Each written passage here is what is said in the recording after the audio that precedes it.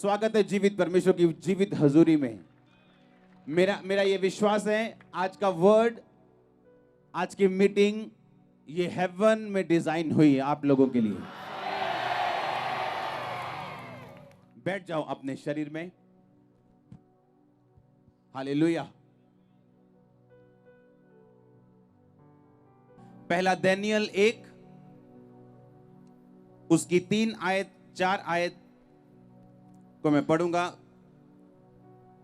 तब उस राजा ने अपने खोजों के प्रधान अशनपज को आज्ञा दी कि इजरायली राजपुत्रों और प्रतिष्ठित पुरुषों में से कई ऐसे जवानों को ला जो निर्दोष, जवान, सब प्रकार की बुद्धि में प्रवीण, ज्ञान में निपुण, विद्वान, राज मंदिर में हाजिर रहने के योग्य हों और उन्हें कसदियों के शास्त्र और भाषा की शिक्षा दे। राजा ने आज्ञा दी कि उसके भोजन और पीने के दाख मधु में से प्रतिदिन उन्हें खाने पीने को दिया जाए। इस प्रकार 3 वर्ष तक उनका पालन पोषण होता रहे और उसके बाद वो राजा के सामने हाजिर किए जाएं। 6 आयत में लिखा, उनमें यहूदा की संतान से चुने हुए दानियल, हन्न्याह, मिशाएल और अजर्याह नाम यहूदी थे। सब बोलो आमीन। बाइबल कहती है वर्ड, जो वचन आप सुनते हो, लिखा ये किसी मनुष्य की इच्छा के द्वारा नहीं लिखा गया। बाइबल में लिखा ये वचन परमेश्वर का सांस पाया हुआ वचन है। इसका मतलब ये है कि जब परमेश्वर ने आदम के ऊपर अपना सांस फूका था तो लिखा आदम जीवता प्राणी बन गया था। और लिखा सेम वर्ड में वही सांस है जो परमेश्वर के पास था। इसका मतलब जब भी आप परमेश्वर का वचन सुनेंगे कुछ जीवित होगा आपकी लाइफ में, कुछ बनेगा आपकी लाइफ में। ऐसा नहीं हो सकता कि आप परमेश्वर का वचन सुने और आप मुर्दा रहें। आपका लाइफ, आपका बिजनेस, फाइनेंस, लाइफ, बॉडी, सेहत, ऐसा नहीं हो सकता कि वो मुर्दा रहे अगर आप इस वचन की ओर कान लगाएं और इसको अगर मानने का प्रण अपने अंदर लें। हालेलुया। जो दानियल का वर्ड आपने पढ़ा, लिखा राजा ने आज्ञा दी कि यहूदी लोगों में से किंग सीड को, जो राजाओं के बच्चे हैं, उनके रिश्तेदार हैं, उनको लेके आओ कि वो मेरे राज में काम करें। अच्छे लोगों को लेके आना और अच्छे लोगों की संतान को लेके आना कि वो मेरे राज में काम करें। लिखा दानियल, हन्न्याह, मिशाएल, अजर्याह, जिनको आप शद्रक, मेशक और अबेदनगो बोलते हो, इन चारों जनों को अपने घर से छीन के राजा के भवन में उपस्थित किया गया कि वहां पे वो राजा के अनुसार जिएं, राजा का तैयार किया हुआ खाना खाएं और राजा के ही शिक्षा को सीखें, उसी राज की शिक्षा को लें और उसके बाद राजा के अंडर काम करें। इस आसमान के नीचे, इस धरती के ऊपर कुछ भी अपने आप नहीं होता। इत्तेफाक नाम का कोई शब्द इब्रानी भाषा में नहीं। इसका मतलब जो कुछ आपकी लाइफ में होता है उसका कोई ना कोई रीजन होता है। जब हिजकिय्याह नबी ने 15 साल अपनी उम्र बढ़ा ली थी प्रार्थना करके, किन्हों को याद है, पढ़ा है, सुना है, तो उस 15 साल में उसने एक गुनाह कर दिया था और अपने विरोधी को, जो परमेश्वर के वचन के खिलाफ चलने वाले लोग थे, अपना सारा भंडार, परमेश्वर के भवन की सब चीजें, सब हथियार, सब कुछ दिखा दिया था। और नबी जब आया तो उसने गुस्सा किया कि तूने परमेश्वर के विरोधियों को सब कुछ क्यों दिखाया? अब ये सब कुछ तेरे बच्चों, तेरे वंश समेत चला जाएगा। और दानियल उसी राजा हिजकिय्याह का वंश है। अब दानियल के ऊपर जो मुसीबत आई उसके लिए दानियल ने कुछ नहीं किया था। आप में से कितने हजार लोग ऐसे हैं जो इसलिए गरीब हैं? आपके परिवार के गुनाहों की वजह से, जनरेशनल कर्स की वजह से, या उनके डिसीजंस की वजह से। दानियल की लाइफ की मुसीबत वो खुद नहीं था, उसका घराना था उसकी मुसीबत की जड़। उसने कुछ ऐसा नहीं किया था कि वो बंधुआई में जाए, किसी राजा के अंडर जाए, वहां की शिक्षा सीखे, विद्या सीखे, वहां का खाना खाने, वहां उसको हेल में से, ट्रबल में से गुजरना पड़ा। उसने खाना खाने से इनकार किया जो बाइबल के खिलाफ था, और साग पात, कड़वा साग पात और रोटी के साथ वो गुजारा करता रहा। अब जन्म लेना आपके कंट्रोल में नहीं। किस परिवार में आप जन्म लें, आपसे पूछा नहीं गया जन्म लेने से पहले। आपको कौन सा रंग चाहिए, कितनी हाइट चाहिए, कौन सा देश चाहिए, आपसे पूछा नहीं गया। बस आपका जन्म हुआ, चुनौती के अंदर आपका जन्म हुआ। अब मैं आपसे यह पूछना चाहता हूं, अगर डैनियल की तरह आपका भी जन्म कहीं हो गया, आपके ऊपर भी मुसीबतें हैं, आपके परिवार की वजह से, आपके समाज की वजह से, बुत परस्ती वाले लोगों की वजह से, आप क्या करेंगे? डैनियल के पास एक रीजन था कि मेरे बाप दादाओं ने गुनाह किया और मैं फंस गया। अब ठीक है, जो हो गया सो हो गया, लाओ जो लेके आना लाओ, खिलाओ शराब पिलाओ, जो नहीं बाइबल में लिखा वो भी आने दो। अगर आप बाइबल के साथ जो पुस्तकें होती अच्छी वाली, अगर आप उन्हें पढ़ें तो उसकी स्टडी ये बताती है कि ऐसा पॉसिबल है कि डैनियल और उसके 3 साथियों के गुप्त अंगों को काट दिया गया था, उन्हें खोजा बना दिया गया था ताकि वो उस भवन में रह के अपना फ्यूचर ना सोचे। जिस तरह यीशु मसीह ने कहा, कुछ ने अपने आप को नपुंसक बना लिया ताकि वो परमेश्वर के राज्य के काम आ सके। तो ये पॉसिबल है कि वो चारे खोजे थे ताकि वो अपना फ्यूचर ना सोच के सिर्फ उस राजे के बारे में सोचें जिसके साथ वो काम करते थे। अब एक ऐसा पर्सन जिसने कोई गुनाह नहीं किया, उसको खोजा बना दिया जाए, और चाहे वो खोजा नहीं था उसको अधीन कर दिया जाए और सारा कुछ बदल दिया जाए। क्या ये एक्सेप्टेबल है या नहीं? नहीं एक्सेप्टेबल। लाइफ फेयर नहीं। लोग बोलते हैं कि लाइफ फेयर नहीं, जो मेरे साथ हो रहा है मैं ये डिजर्व नहीं करता हूं, मैं अच्छी लड़की हूं, मैं 2 डाइवोर्स डिजर्व नहीं करती हूं, मैं अच्छा बंदा हूं, मैंने किसी को नुकसान नहीं किया, किसी के साथ धोखा नहीं किया, मैं बिजनेस फेलियर डिजर्व नहीं करता हूं, मैं किसी से माड़ा नहीं किया, मैं बीमारी डिजर्व नहीं करता हूं। पर लाइफ आपको वो नहीं देती जो आप डिजर्व करते हो, जिसके लिए आप फाइट करते हो वो आपको देती है। आप मेरी बात समझ रहे कि नहीं? अब मेरा क्या कसूर अगर मैं एक तांत्रिक के घर में जन्म हुआ हो, उसके गुनाहों की वजह से, उसके पापों की वजह से अगर मैं बंधुआई में जाऊं तो इसमें मेरा क्या कसूर है? अब डैनियल को यह फैसला करना था, क्या मैं अपने बाप दादाओं के कसूर, अपने बाप दादाओं की गलतियों की वजह से सफर करूं, या मैं एक फैसला करूं कि मैं किसी भी हालत में हूं, मैं अपनी जिंदगी सर्वशक्तिमान परमेश्वर को देता हूं। क्योंकि सर्वशक्तिमान की एक आदत है, आपके बाप की, आपके बेस्ट फ्रेंड की, आपके बॉस की, यीशु मसीह की एक आदत है, वो नथिंग को लेके समथिंग बना सकता है। ये उसकी आदत है, ये उसकी आदत है कि वो टूटे हुओं को चुनता है जोड़ने के लिए और आशीषित करने के लिए।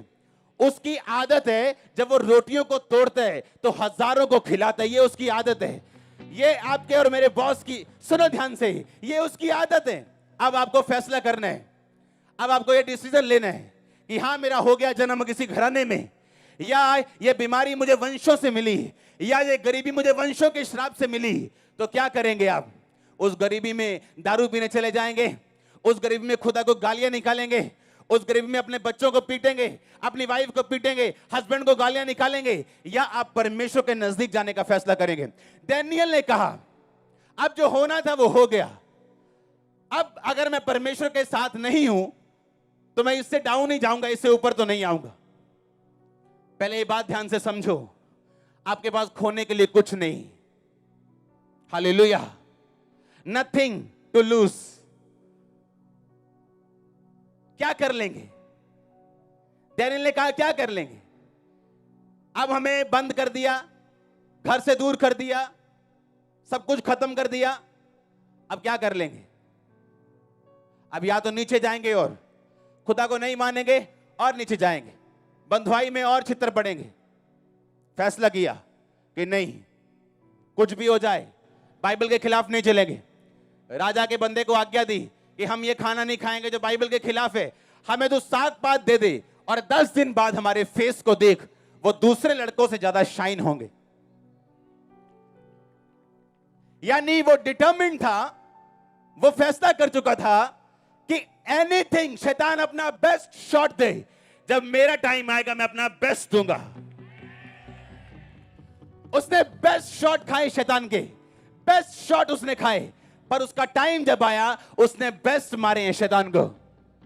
क्या करेंगे आप? क्या कुछ नहीं कर सकते।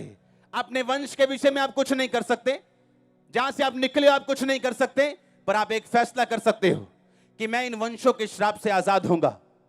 जो मुसीबतें पीछे से चलती आ रही, मैं फैसला करूंगा खुदा के साथ खड़े होने के लिए। मैं ये फैसला करूंगा कि मैं अपनी लाइफ परमेश्वर को दूंगा और मैं अपनी लाइफ बाइबल के वचनों के अनुसार चलाऊंगा। मैं ये फैसला करूंगा। हालेलुया। क्योंकि लाइफ आपको 2 चॉइस देगी, या तो अपनी निराशाओं को देखो, गम में डूब जाओ, शराब में डूब जाओ, नाटकों में डूब जाओ, टीवी में डूब जाओ, मोबाइल में डूब जाओ, और या तो फिर परमेश्वर के पास चले जाओ और घुटने टेको और बोलो परमेश्वर मैं हाजिर हूं, मुझे बना जो तू बनाना चाहता है, कर मोल जो तू करना चाहता है। मैं अपनी जिंदगी किसी सिचुएशन से हारने वाला नहीं हूं। हालेलुया। आप जो मुझे देख रहे हैं प्रीच करते हुए, मैं उसी सिचुएशन से निकला हूं, उन्हीं मुसीबतों से निकला हूं, और 2004 में वायदा किया था कि परमेश्वर मैं खड़ा हूं, अब जो करना कर, मैं तैयार हूं। और वो तैयार करता गया दिन प्रतिदिन, रोज रोज रोज रोज, इंच इंच करके, ग्लोरी टू ग्लोरी। और मेरा परमेश्वर बदला नहीं, मेरा परमेश्वर बदला नहीं, उसकी आदत बदली नहीं। उसकी आदत है नथिंग को समथिंग बनाने की। आप समथिंग होने जा रहे हैं, आप समथिंग होने जा रहे हैं। मैंने कहा आमीन ऊंचा तो ये आशीष ऊंची चर्च। हालेलुया। जोर से बोलो हालेलुया। आप मेरी बातों को समझ रहे कि नहीं? मैंने कहा क्या कर लेंगे आप? क्या कर लेंगे आप? आपकी फैमिली में आपकी नानी की कभी नहीं बनी, आपकी मम्मी की फादर के साथ कभी नहीं बनी, और आपकी मैरिज हुई कभी नहीं बनी, और उसके बाद आप मसीह में आए। अब आपको मालूम है ये कर्ज टूटने वाला है। क्यों? एक फैसला लेना है मुझे। या तो जो मेरी नानी ने किया मैं वो करूं, जो मेरी मां ने किया मैं वो करूं, कि बाप की तरफ ध्यान ही मत दो, अपने काम में बिजी हो जाओ, मासी के साथ बिजी हो जाओ, बुआ के साथ बिजी हो जाओ, सहेलियों के साथ बिजी हो जाओ, और घर को सॉल्व करने की बजाय एक अलग दिशा दे दो। ये परमानेंट सॉल्यूशन नहीं। परमानेंट सॉल्यूशन का नाम है जीसस क्राइस्ट। मैंने कहा परमानेंट सॉल्यूशन का नाम है प्रभु यीशु मसीह। अगर वो नहीं है तो बाकी सब टेम्परेरी। आपकी स्कीम्स, आपकी दिशाएं, आपका इधर उधर मुड़ना, ये सब टेम्परेरी, क्योंकि परमानेंट सॉल्यूशन उसी के पास है। और वो परमानेंट सॉल्यूशन करके क्रूस पे लिखा, वो स्वर्ग पे पिता के दाहिने हाथ बैठा और उसने अपना आत्मा आपको दिया। आज उसका आत्मा आपके साथ है, आपको परमानेंट सॉल्यूशन देने के लिए। और वो उन लोगों से प्यार करता है जो उसकी आज्ञाओं को मानते हैं। यीशु मसीह ने कहा तुम मुझे प्यार करते हो, कहता इससे तुम जान लोगे कि तुम मुझसे अगर प्यार करते हो तुम मेरी आज्ञाओं को मानोगे। तुम डरते हो पॉलिटिकल प्रेशर से, तुम मेरे साथ प्यार नहीं करते हो। तुम डरते हो लोगों से, तुम मेरे साथ प्यार नहीं करते हो। डरपोक परमेश्वर के राज्य में प्रवेश नहीं कर सकते, बाइबल कहती। हालेलुया। एक फैसला करना है कि क्या मेरे पास्ट मिस्टेक्स, बाप दादाओं की मिस्टेक्स, उनकी गलती और गुनाह, उन्होंने कत्ल किया और अभी भी उनके बच्चे कर्ज और श्राप भोग रहे हैं। उन्होंने धोखा देके घर किसी पे कब्जा कर लिया, उनके बच्चे उसका असर देख रहे हैं। उस घर में वो सक्सेसफुल नहीं, कामयाब नहीं, बीमार हैं। आपने फैसला करना है कि मैं अपने पास्ट के श्रापों से फ्री होना चाहता हूं या नहीं। हालेलुया। और एक ही तरीका आजाद होने का, मार्च करना यीशु मसीह की ओर। शैतान पीछे पकड़ने की कोशिश करे तो अभी भागना है परमेश्वर की ओर। आपको टेम्परेरी सॉल्यूशन नहीं चाहिए, आपको थोड़े दिनों का हल नहीं चाहिए, गलत हल नहीं चाहिए। आपको परमानेंट हल चाहिए जिसका नाम वचन है, इसका नाम प्रभु यीशु मसीह। आप तैयार हैं उस हल को लेने के लिए? आप तैयार हैं परमेश्वर की ओर बढ़ने के लिए? ऐसा करना पड़ेगा और कोई हल नहीं हमारे पास, कोई प्लान बी नहीं। जीसस के पास एक ही प्लान है, प्लान ए। क्योंकि जब एक प्लान फेल होता है तो आदमी दूसरा प्लान पकड़ते हैं, और जीसस नेवर फेल्स, वो कभी फेल नहीं होता, उसका प्लान कभी फेल नहीं होता। आपने सीधी राह पकड़ ली, पकड़ के रखना, the best is coming next. अब डैनियल के पास फैसला था, मुझे क्या करना है, क्या जो दुनिया कर रही मैं वो करूं? बाकी भी तो बच्चे आए हैं दूसरे देशों से, वो भी तो खा पी रहे हैं, मुझे क्या प्रॉब्लम है?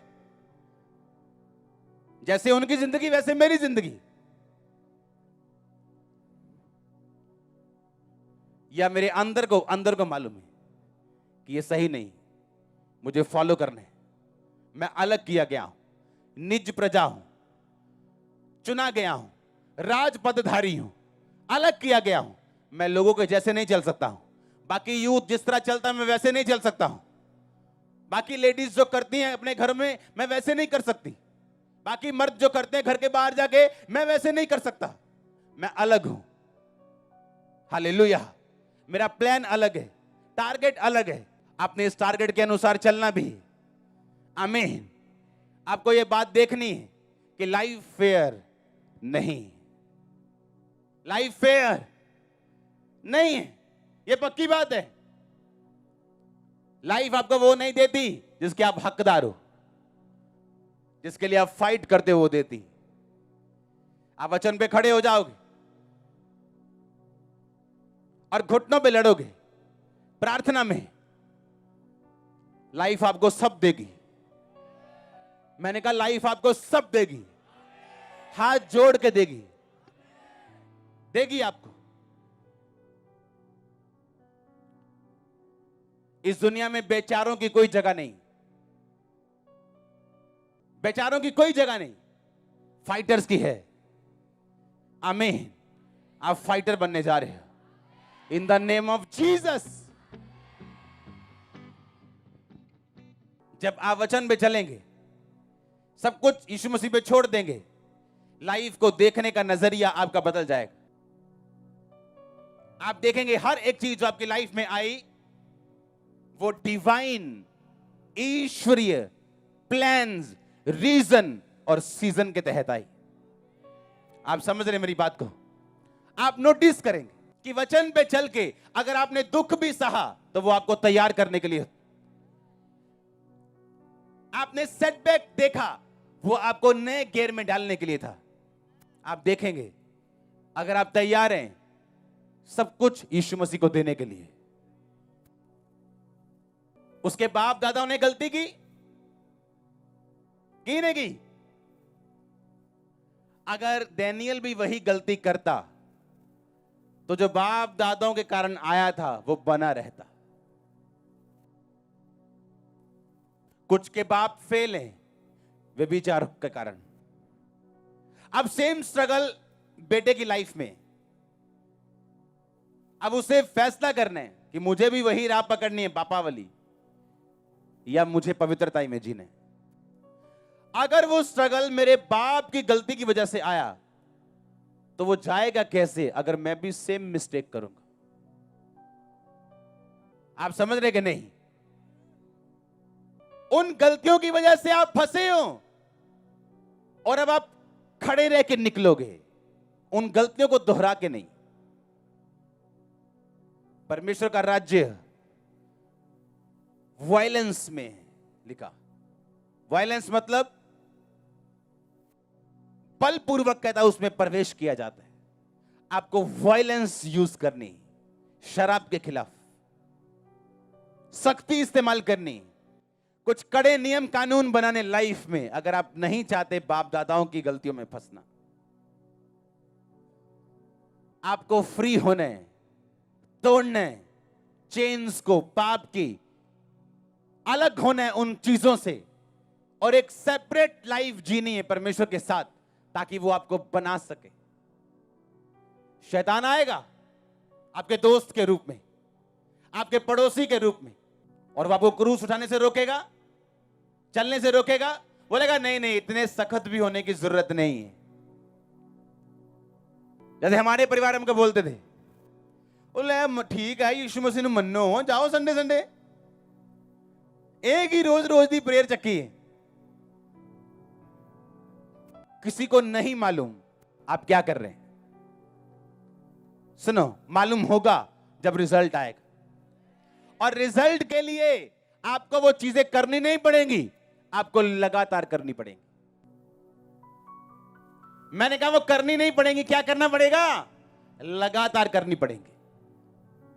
प्रेयर करना बड़ी बात नहीं, बहुत उठे ऐसे उठे भुटुस एक पटाखा पे पता नहीं कितने गायब। शुरली मत बनो, सैटेलाइट बनो, फिर सदा पिक्चरें भेजते रहो, आमीन, डाउनलोड करते रहो हेवनली प्रोजेक्ट्स को।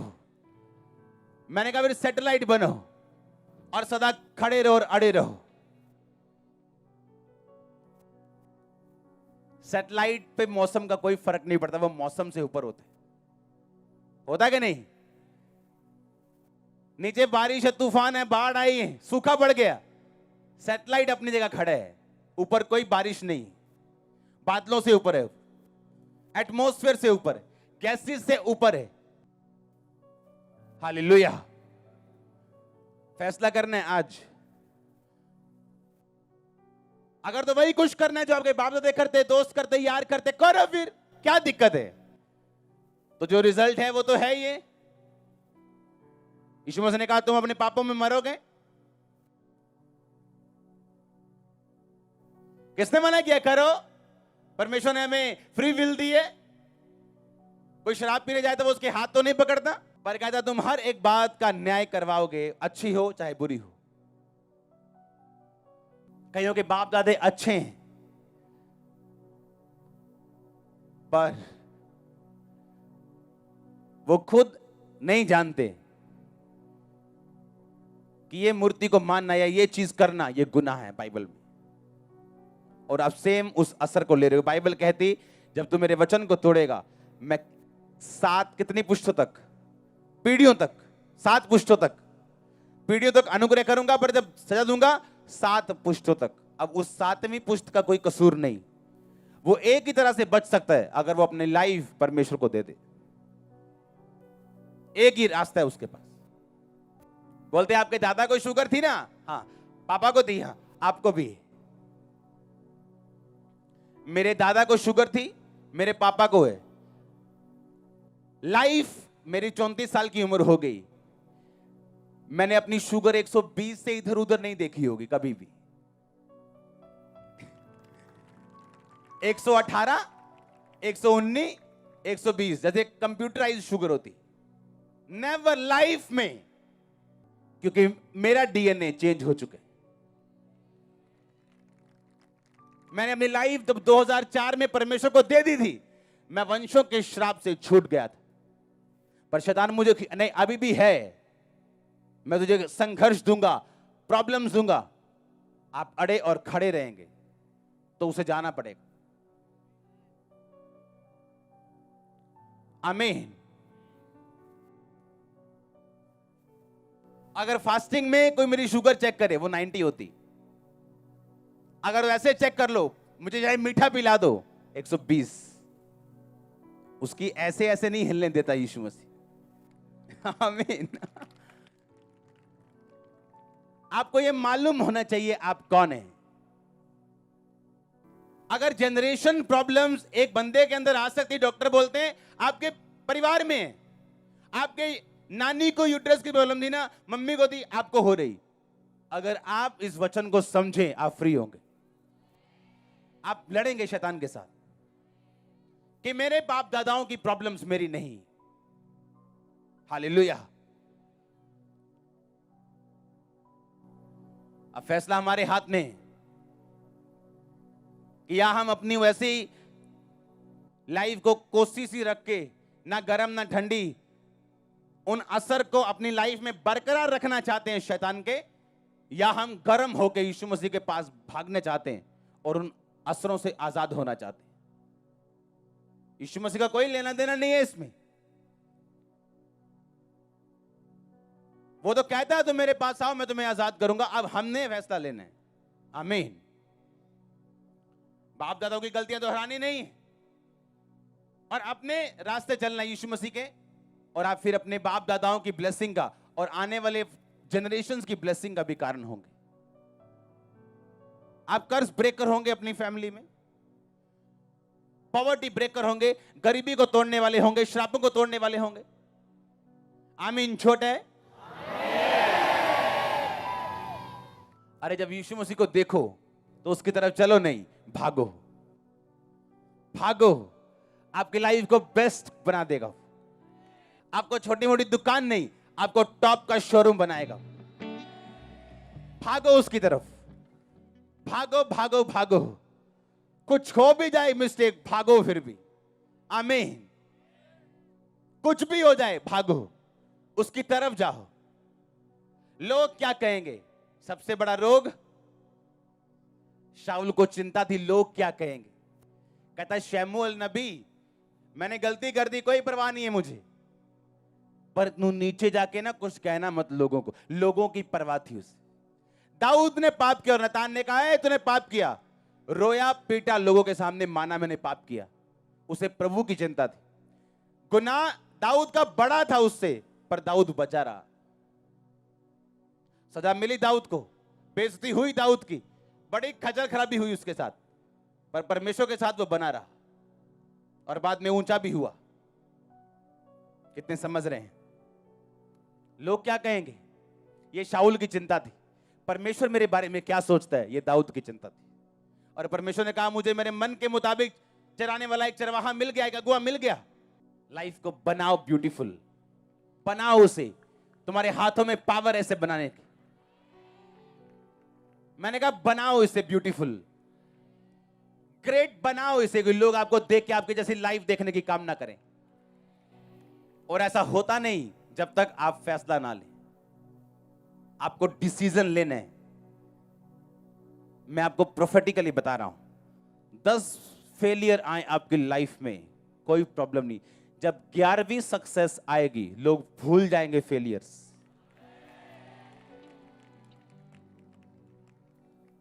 डैनियल की लाइफ देखो, फेलियर के बाद, सेटबैक के बाद, मुसीबत के बाद एक नई मुसीबत, तो भी उसको ये मुसीबत मजबूर नहीं कर सकी कि ले आओ जो ले आना है, कोई नहीं, खवाओ जो खवाना है। No no no no no. अगर निराशा में ये ताली बज गई यीशु मसीह के लिए, तो भंगड़ा भी होगा बाद में। हाँ, अगर ये ऐसे ऐसे हो गया ना निराशा में, तो ऐसे ऐसे भी आपका होगा। अगर ऐसे ऐसे नहीं हुआ तो ऐसे ऐसे भी नहीं होगा। मैं सच कह रहा हूं आपको। अगर मन मार के भी ताली कि यीशु मसीह के घर में बैठे, आमीन, तो ऐसे ऐसे भी होने वाला है। आप समझ रहे मेरी बात को? आपको circumstances, business partner, wife, husband, भाई को गालियां देने की जरूरत नहीं। यीशु मसीह के करीब चले जाओ, वो आपको हर सप्लाई करेगा। हर चीज, इमोशंस हो, फाइनेंस हो, बंदे हो, स्वर्गदूत हो, हीलिंग हो, ताकत, एवरीथिंग सप्लाई आएगी। आप बिलीव तो करो। आमीन। मैंने कहा बिलीव तो करो। जीसस कभी बदलता नहीं। आमीन। वो फेल नहीं होता। कोई बी प्लान नहीं है, ए प्लान है। ए पकड़ो और चलो। God bless you all and remember, अगर गॉड ब्लेस यू, अगर खुदा ने ब्लेस किया, नोबॉडी कैन कर्स यू। अगर खुदा ने आपको ब्लेस किया, कोई आपको कर्स नहीं कर सकता। मैंने कहा God bless you all. God bless your finances. God bless your business. God bless your bodies. God bless your children. खुदा आपको आशीषित करे पूरी रीति के साथ। आमीन। ऊंचा आशीष ऊंची।